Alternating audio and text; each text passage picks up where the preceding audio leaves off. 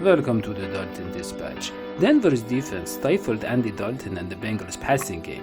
The team shied away from testing a ferocious secondary early, but their conservative attack backfired when Trevor Siemian and the Broncos started putting up points. John, Andy Dalton probably had his worst game this short season, but were there any positives? Yeah, the one and only throw that was worthy of a grade to me was this throw to Uzoma down the seam, something we've seen now 3 weeks in a row from Dalton and his tight ends. Everything else was underwhelming at best, but this was worth a solid 3 out of 5 grade.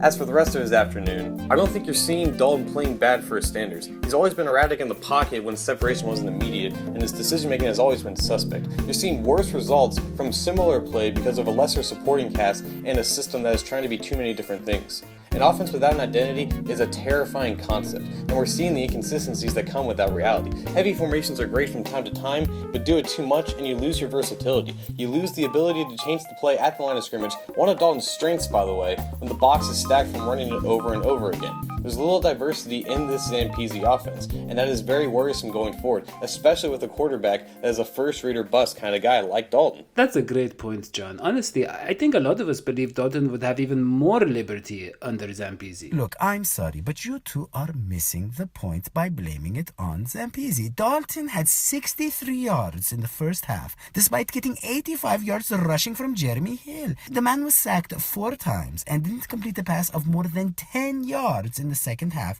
until the last 5 minutes when the game was just completely out of hand. For all of these reasons, I'm going to have to say that based on my range of red, his hair was tomato red.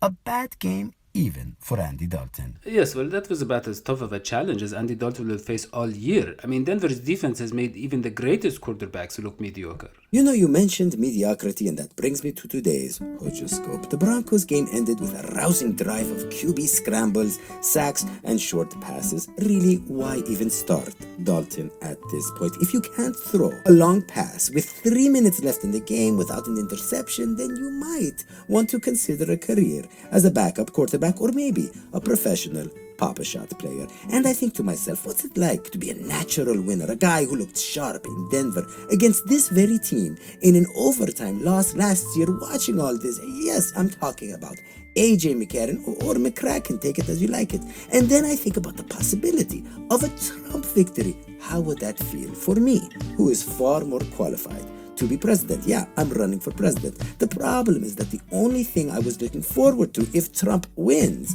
and if Dalton keeps losing, is growing old, retiring, eating chocolates, and forgetting everything as the dementia slowly sets in. But the website futuretimeline.net predicts that by the year 2031, chocolate will be as expensive as caviar, and by 2036, Alzheimer's will be made completely curable. So please, please vote for me this coming November and abandon these two orange men, Dalton and Trump. All I am saying is give AJ a chance. And that's what I want you to do. Tweet it loud and proud using the hashtag #GiveAJ a chance. Alright, well, that's what we have for this episode of the Dalton Dispatch. Don't forget to check out our podcast, Sorry If I Spit When I Speak, and also to like our Facebook page at facebook.com/DHSportsTV. So long, sweetie pies.